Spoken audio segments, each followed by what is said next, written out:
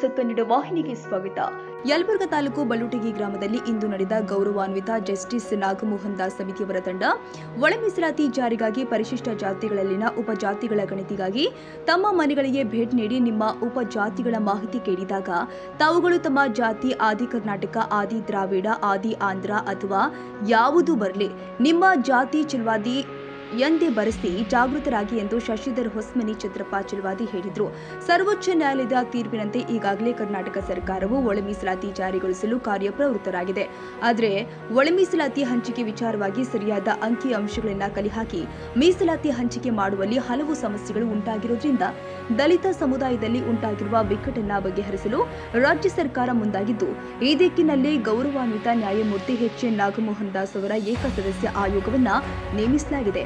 ಸದರಿ ಆಯೋಗವು ಪರಿಶಿಷ್ಟ ಜಾತಿಯಲ್ಲಿ ಬರುವ 101 ಜಾತಿಗಳಿಗೆ ಸಮರ್ಪಕವಾಗಿ ಮೀಸಲಾತಿ ಪ್ರಮಾಣವನ್ನು ಜನಸಂಖ್ಯೆಗೆ ಅನುಗುಣವಾಗಿ ಹಂಚಿಕೆ ಮಾಡಲು ಅವಕಾಶವಾಗುವಂತೆ ಆಯೋಗಕ್ಕೆ ಸರಿಯಾದ ಮಾಹಿತಿಯನ್ನು ನೀಡಬೇಕಾಗಿರುವುದು ನಮ್ಮ ನಿಮ್ಮೆಲ್ಲರ ಕರ್ತವ್ಯವಾಗಿರುತ್ತೆ ಎಂದು ಚಲವಾದಿ ಸಮಾಜದ ಮುಖಂಡರು ಆದ ಶಂಕರಪ್ಪ ಚಲವಾದಿ ಅವರು ಜನರಲ್ಲಿ ತಿಳಿಯಪಡಿಸಿದರು.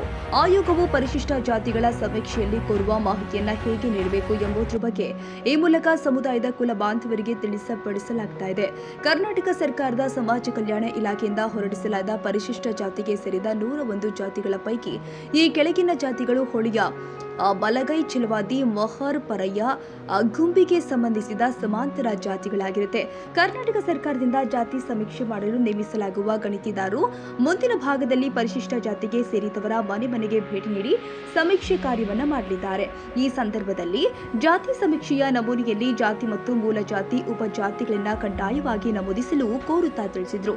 ನಂತರ ಊರಿನ ಗುರು ಹಿರಿಯರು ಮತ್ತು ಯುವಕ ಮಿತ್ರರು ಆದ ಮರಿಯಮ್ಮ ಬೇವಿನ ಗಿಡದ, ಈರಪ್ಪ ಹಿರೇಮನಿ, ಶರಣಪ್ಪ ಬೇವಿನ ಗಿಡದ, ನಿಂಗಪ್ಪ ಹಿರೇಮನಿ, ಆನಂದ ಬಸವರಾಜ್, ಮಂಜುನಾಥ್, ಮುತ್ತಪ್ಪ, ಹನುಮಂತಪ್ಪ, ಲಕ್ಷ್ಮಣ್ ಇನ್ನು ಅನೇಕರು ಸೇರಿದ್ರು.